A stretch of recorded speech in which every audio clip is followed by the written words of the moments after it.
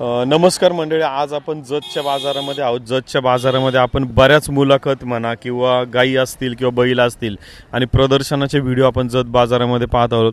जतचा बाजार याच्यासाठी सर्वात जास्त प्रसिद्ध आहे. जातीवंत आणि सुंदर वासरं भेटण्याचं मुख्य ठिकाण आणि त्याचबरोबर बरेचसे जातीवंत वळू देखील आपल्याला जतच्या बाजारामध्ये पाहायला मिळतात. आपल्यासोबत एक शेतकरी सध्या मंडळी येथे आहेत. त्यांची गाय जातीवंत एक गाय इथे आज बाजारामध्ये आलेली होती, तर आपण त्यांची माहिती घेऊया. मंडळी, मला आम्हाला तुमचं पूर्ण नाव, गाव, फोन नंबर सांगा आणि ही गाय कुठून घेतली, काय घेतली, थोडीशी तुमचा परिचय द्या आम्हाला. ही आपलं काय नेवरी ज्यांना बैलाचं आपलं म्हणजे नेवरीमधनं घेतलेलं आहे आपण. काय मग जातीवून म्हणून काय नाही पंढरपूर यात्रेला गेलं तर त्यातून आपण घरला गेल्यानंतर आपण आणलेलं आहोत. तर एखादी गाय तुम्ही जेव्हा निवडता तर कोणत्या गोष्टी, म्हणजे एखाद्याला गाय घ्यायची तर त्यांनी कोणत्या गोष्टी त्या गायीमध्ये पाहिल्या पाहिजे? म्हणजे आपण कोसा केल्यावर म्हणून काय नाही आपण घेतो याचं. आणि आपलं खालत्या कर्नाटक भागात काय ना पांढरं मागतात आणि इकडे आपल्या महाराष्ट्र भागात काय ना कोसं मागतात. तेवढ्यासाठी निवडून आपण आणलं असतो. आता अजून एक असं विचारायचं आहे की बऱ्याचदा गाय घेताना अशी अडचण होती की आता ही जी मोठ्या वयाची जर गाय घेतली तर समजा ती मग गाभण राहत नाही किंवा काहीतरी अडचण असते तेव्हा कदाचित विकल्या जाती. तर गाय घेताना शक्यतो आदत किंवा दोन दाती कोणत्या वयाची घेतली पाहिजे किंवा तसं काही बंधन नाही आहे? तसं कुठलीही सुद्धा बंधन नाही. आपण कसं परकून काढतोय त्याला औषध पण आहे. कुठलीही सुद्धा शेतकऱ्याला काय आपलं म्हणणं आहे म्हणजे विकू नका, खटकाला देऊ नका. काय म्हणजे त्याच्यावरती औषध पण आहे आणि आयुर्वेदिक पण आहे. त्यासाठी काय आपण करू शकतो. त्याच्यावरती इंजेक्शन पण आहेत. काय शेतकऱ्याला मी काय म्हणतो म्हणजे खटकाला कुठलीही सुद्धा देऊ नका. गाय आज मोठी पण असू तर बारकीत पण असू तरी सुद्धा काय आपण काय म्हणतो म्हणजे हे आपलं खिलार आहे म्हणलं तर काय नाही, खटकाला अजिबात देऊ नका. आणि आपल्याकडे औषध पण आहेत. काय डॉक्टर आहेत म्हणताना काय नाही डॉक्टरच्याकडनं आपण सल्ला घेऊन काय आपण करू शकतो. आता एखादी खराब गाय घेतली आपण तर तिचा खुराक तिला काय दिला पाहिजे, वैरण म्हणा किंवा बाकीच्या गोष्टी, की जेणेकरून बऱ्याचदा लोक म्हणतात की गाय तयार असली तर मग ती बाबा दिसायला चांगली, मग आता आम्ही खरेदी करून घेऊन जाऊ. पण एखादी गाय खराब आहे तर ती आणल्यानंतर तिला तयार करण्यासाठी काय मेहनत केली पाहिजे? आपण खुराक चालू करायचं आणि वैरण पण जरा चांगलं आपण चालू वेळेवेळेला काय ना पाणी आणि वैरण घातलं तर ते होते. त्यात पण आपण काय करतो म्हणजे खुराक घालण्यापेक्षा जरा पेंट काय असं सगळे मिनरल मिक्सचर आणि तुम्हाला सांगतो हे मिल्क चार्ज म्हणून ते मिळते. ते तर एक नंबर काय होता सध्या. तुम्हाला सांगतो मिल्क चार्ज आणि ते दोन्ही मिसळून आपण दोन्ही टाईम घातलं की एक नंबर होतो. खराब असलेलं हे ते काहीच भानगड नाव आपण म्हणजे सांभाळण्यावरत होय कुठलेही सुद्धा शेतकरी. एखाद्या गायीचं जेव्हा आपण जेव्हा माझ्यावर येते गाय भरवतो 9 महिन्यानंतर तिला वासरू होतं, तर वर्षाला एक वेध झालं पाहिजे का 2 वर्षाला एक वेध झालं पाहिजे, याचं काय गणित आहे तुमच्याकडे? वर्षाला होणार घेऊ म्हणजे आपण कसं आहे वेळेवेळी माझाला येईल ते आपण बघत राहण्याचे गरजेचं आहे. आत शेतकरी काय करतात माझाला आले की नाही ते लक्षच देत नाही. त्यासाठी काय नाही हे बाबा 2 वर्षांना येत होते त्याचं काही नाव म्हणजे आपण माझाला आल्याबरोबर आपण भरवली की वर्षातनं एकदा भेटतो याचं. तर मंडळी, अशा प्रकारे मालकांनी गाय बाजारातनं घेत असताना किंवा कोणत्या गोष्टी पाहिल्या पाहिजे, तिचा खराब गाय घेतली तरी ती निवडताना तिला कोणत्या पद्धतीचा खुराक असेल, वैरण असेल, याबद्दल माहिती घेतली. मंडळी, या मुलाखतीमधली अजून एक विशेष गोष्ट आज आपण तुमच्यासोबत शेअर करणार आहोत. आपण चॅनलवरती मडसनाळचा काम्या नावाचा जो प्रसिद्ध बैल आहे की ज्याचं चित्रीकरण बरंचसं शूटिंग फेमस झालेलं, म्हणजे त्या बैल लोकांनी पसंत केलेला, तर त्या बैलाचे मालक म्हणून हे देखील एक आहेत.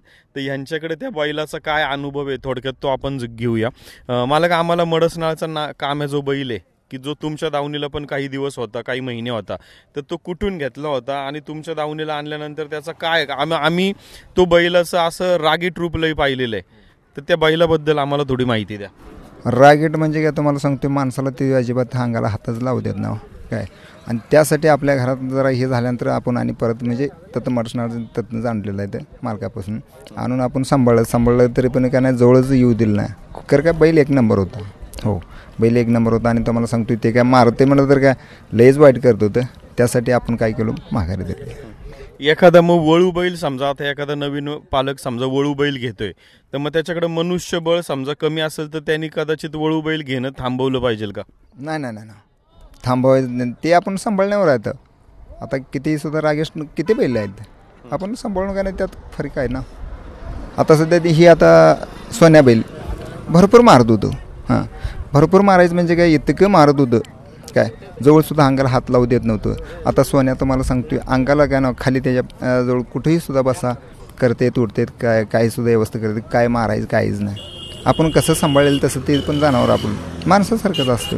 आता तुम्ही आम्हाला आज सोन्या बैलाचा एक अनुभव सांगितला की तो अगोदरच्या मालकाकडं मारत होता किंवा ॲग्रेसिव्ह होता, पण या आत्ताच्या मालकाकडे आल्यानंतर तो त्यांच्या हातावरती आला. मग हा जो बदल आहे तो बदल करण्यासाठी काय मेहनत एखादा मालक घेत असतो? म्हणजे काय नाही, त्याला धुवायचं करायचं आणि त्याला दररोज जरा अंगावर हात फिरवणे करणे, जरा खुराक देताना म्हणा हात चोळायचं म्हणा, असं अंगावर हात जरा खेळवला केलं म्हणजे किती त्याचं प्रयत्न आपण करतोय तेवढं पण ते पण जीव लावून घेत असतो या. त्यामुळं काय ना आपण त्याला सदा देखील अंगावर चोळणे करणे उठणे बसणे किती आपण करतोय ना, त्या पण आपण ते पण राहत असतो या. हो, आणि आपण म्हणतोय हे बाबा लय रागीट आहे आपल्याला ते नको झाले म्हणते ते काय वैशिष्ट्य नाही. म्हणजे आपण किती आपण त्याला जीव लावतोय ते पण आपल्याला जीव लावत असते या. ठीक आहे, खूप खूप धन्यवाद मालक. तर मंडळी, एखादा वळू बैल कशा पद्धतीने सांभाळला पाहिजे किंवा त्यांनी एक उदाहरण देखील सांगितलं. एखाद्या मालकाकडे बैल वळू खूप मारत होता म्हणून एखादा घेणारा जो पुढचा व्यक्ती आहे कदाचित तो घेणार नाही, पण तो घेतल्यानंतर त्याचं बेस्ट एक्झाम्पल आपला जो उमराणीचा सोन्या नावाचा जो बैल आहे मेजर विद्यानंद आवटी यांचा, तर त्याचं एक एक्झाम्पल आहे की त्यांनी बैल कसा हातावरती आणला. आपल्यासोबत बरेचसे आज इथे बाकीचे शेतकरी देखील आहेत. मालक, थोडंसं आम्हाला तुम्ही देखील काही माहिती सांगा. नक्कीच. मला गाईच्या वांजपणाबद्दल थोडंसं बोलायचं आहे. काय होतं, देशी गाई लवकर माज करत नाहीत किंवा वांजपणा त्याच्यामध्ये जास्त आहे असं बऱ्याच जणांच्या तोंडून ऐकले, परंतु हे सत्य नाही. काय होतं, ते गाई आहे ते निसर्ग चक्राप्रमाणे ते त्याचं वयात येणं, त्याचं ते काम करणं, दर 21 दिवसानं माझ्यावर येणं, हे प्रत्येक गोष्ट होतच असते. चुका होतात ते आपल्यासारख्या मालकांकडून. काय चुका होतात, ह्यांना जो आपण आहार देतोय त्यात प्रोटीन्स असतील, मिनरल्स असतील, कॅल्शियम असतील, फायबर असतं, हे योग्य प्रमाणात त्यांना आपण देत नाही आणि त्यामुळं त्या माज दाखवण्यात किंवा माज करण्यात थोडंसं मागं पुढं होतात. माज आपण जर त्यांना चांगल्या पद्धतीनं जर जे त्यांचं खाद्य आहे ते व्यवस्थितपणे दिलं, हिरवा चारा असेल वाळला चारा असेल, पण काही शेतकऱ्याकडे ओला चारा असेल किंवा वाळला चारा असेल तो एकाच प्रकारचा मिळतोय. मग एकाच प्रकारच्या चाऱ्यातून त्यांना ज्या ज्या काय गोष्टी लागतात त्या त्यांच्या मिळत नाहीत, त्या पूर्ण होत नाहीत त्यांच्या गरजा. त्यामुळं आपण एक्स्ट्रा त्यांना मिनरल्स म्हणा, मिनरल मिक्सरतून त्यानंतर कॅल्शियम म्हणा, ह्या गोष्टी दिल्याच पाहिजेत. तर आणि शिवाय त्यांचा माज देखील आपल्यासारख्या लोकांना ओळखता आला पाहिजे. काहींचा माज हा मुका माज असतो, तो ओळखता आला पाहिजे. ह्या गोष्टी जर आपण चांगल्या पद्धतीनं घेतल्या मनावर किंवा चांगल्या पद्धतीनं बघितलं त्यांच्याकडं, तर त्या अतिशय चांगल्या पद्धतीनं मगाशी सांगितल्याप्रमाणे एका वर्षात त्या एक वेत देतातच. चुका असतात त्या आपल्यासारख्याकडे असतात, त्या त्यांना सांभाळण्यात आपण कुठंतरी कमी पडतोय आणि या गोष्टीमुळं खरं तर त्या चुका आपल्याकडे त्या जनावराकडे चूक नाही असं मला म्हणायचं आहे. हेच मला सांगायचं आहे की ते नॅचरली ते 21 दिवसानं माझ्यावर येतात, त्या सगळ्या गोष्टी होतात, ते सगळं नॅचरली येते. फक्त चुकतोय आपण आणि आहारात बदल करत असतोय किंवा मारणारे नुसता चालवून आणत असतोय, हे कुसळ खात्यात आमच्याकडे तर भागात. त्यामुळं साहजिकच आहे त्यांच्या गरजा, शारीरिक गरजा पूर्ण होत नाहीत आहारातून आणि त्यामुळं मग मुकामाज दाखवणे किंवा माज करण्याचं अंतर आहे ते वाढणे, ह्या गोष्टी होतात. मला एवढंच सांगायचं आहे. धन्यवाद. खूप खूप धन्यवाद. तर मंडळी, अशा प्रकारे आज आपल्याला या मुलाखतीच्या माध्यमातून गायीच्या संदर्भात आपण बरीचशी माहिती घेतली. अशाच प्रकारची आपण अधिक माहिती वेगवेगळ्या पद्धतीने जाणत राहणार आहोत. आणि सर्वात महत्त्वाचं म्हणजे चॅनल सबस्क्राईब केलेला नसेल तर तो सबस्क्राईब करा. आणि कारण आपण ज्या वेगवेगळे भरणारे बाजार असतील, यात्रा असतील, याबद्दल आपण अधिक माहिती चॅनलच्या माध्यमातून देत असतो. खूप खूप धन्यवाद मंडळी.